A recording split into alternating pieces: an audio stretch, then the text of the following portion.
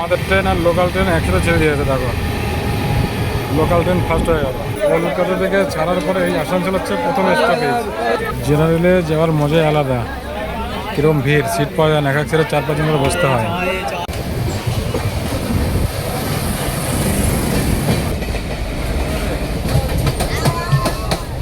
আমাদের দ্বিতীয় স্টপ আর বিহার রাজ্যের প্রথম স্টপেজ ধানবাদে পৌঁছে গেছে।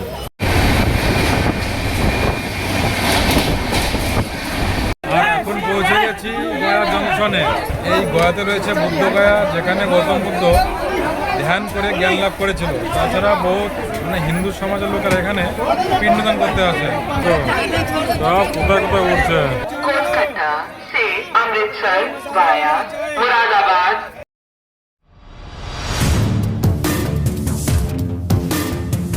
হাই বন্ধুরা, কেমন আছো? আশা করি তোমরা সবাই ভালো আছো। তোমাদের সবাইকে কলকাতা থেকে নতুন একটা ভিডিওতে স্বাগত জানাই।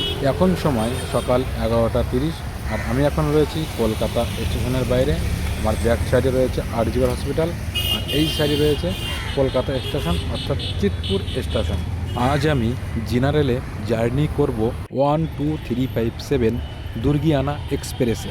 এই ট্রেনটি কলকাতা থেকে সপ্তাহে 2 দিন অর্থাৎ মঙ্গলবার শনিবার দুপুর 12:10 ছাড়ে এবং পরের দিন বিকেল 5:20 অমৃতসর স্টেশনে পৌঁছায়। কিন্তু আমি এই ট্রেনে জার্নি করব কলকাতা থেকে উত্তরপ্রদেশের বেরেলি রেল স্টেশন পর্যন্ত। তাহলে চলো স্টেশনের ভিতরের দিক যাওয়া যাক, আর যেতে যেতে তোমাদের আরও অনেক তথ্য দিচ্ছি।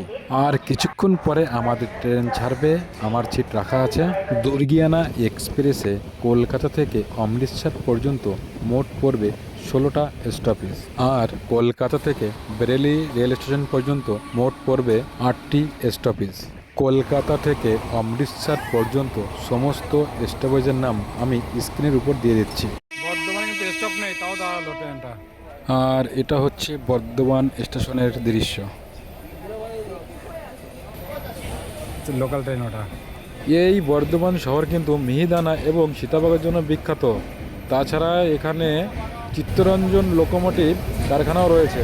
এই দেখো বন্ধুরা, বন্দে ভারত এক্সপ্রেস বর্ধমানের উপর দিয়ে হাওড়ার দিকে যাচ্ছে, দেখতে খুব সুন্দর লাগছে।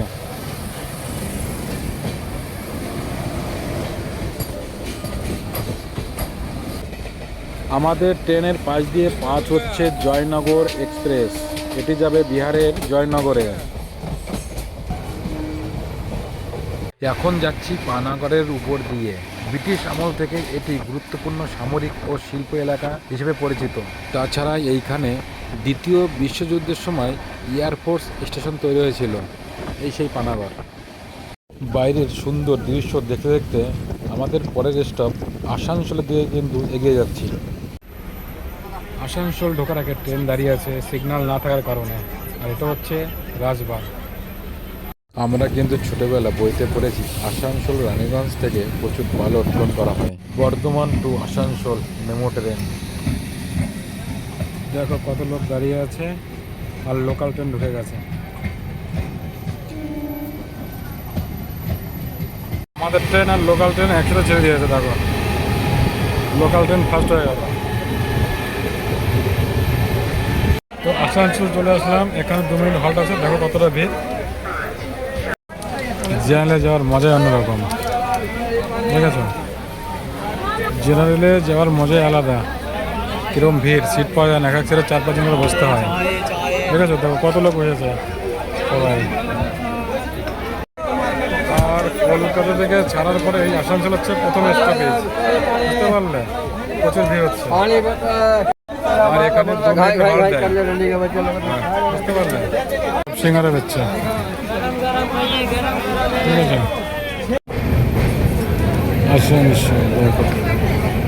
এরপরের স্টপ ধানবাদ, আসানসোল থেকে 60 কিলোমিটার দূরত্ব। আর আমাদের ট্রেন বর্তমান আধা ঘন্টা লেটে চলছে।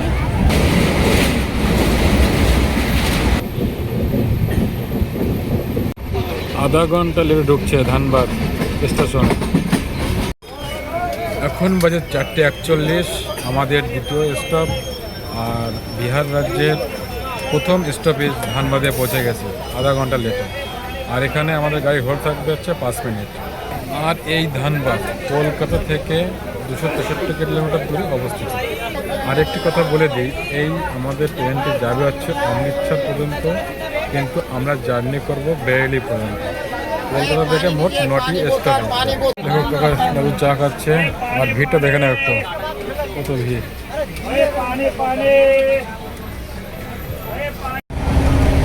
এর পরের স্টপ পরেশনাথ, এখান থেকে 47 কিলোমিটার দূরে অবস্থিত। তো চলে আসলাম আমাদের 3 নম্বর স্টপেজ পরেশনাথে। এখানে ইতিহাস রয়েছে, সেটা তোমাদের বলছি যেতে যেতে। এটা হচ্ছে আমাদের 3 নম্বর স্টপেজ পরেশনাথ। সবাই নামছে দেখো।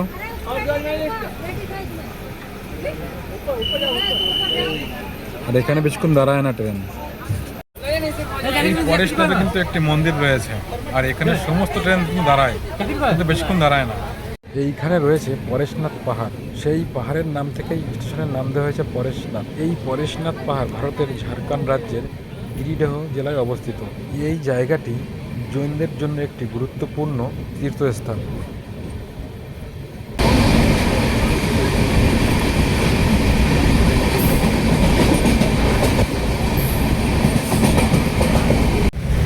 এর পরের স্টপ হচ্ছে গয়া জংশন।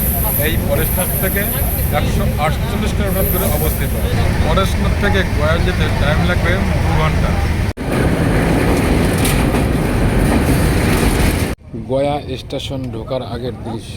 আমি ট্রেন থেকে নেমে তোমাদের কিছু দেখাতে পারছি না, কারণ আমি জেনারেলে জার্নি করছি।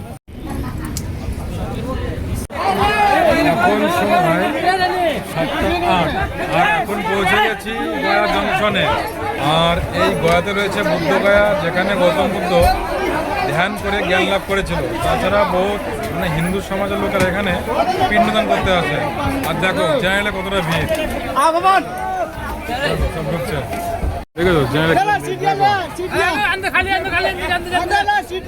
গয়াতে কিরকম ভিড়, ঠিক আছে? আর দেখো কি ভিড়, সব উঠতে পারছে না। এখানে 3 মিনিট স্টপ দেয়, 3 মিনিট।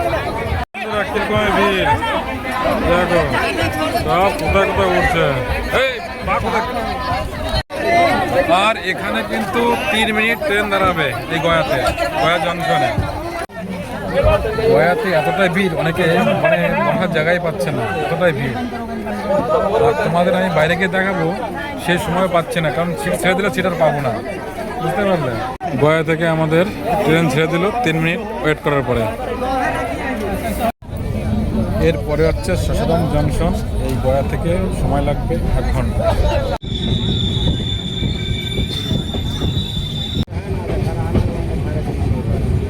জেনারেলে যাওয়া মানে বাথরুম, টয়লেট, ঘুম সব কামাই।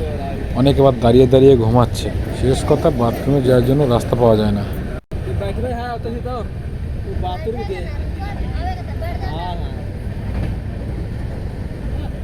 এখন সময় রাত 9টা, আর চলে আসলাম দীনদয়াল উপাধ্যায় স্টেশন।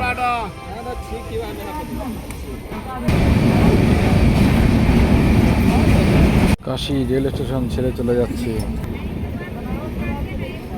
এখন রাত 10:27, আর আমরা এখন ঢুকছি বারাণসী রেল স্টেশন।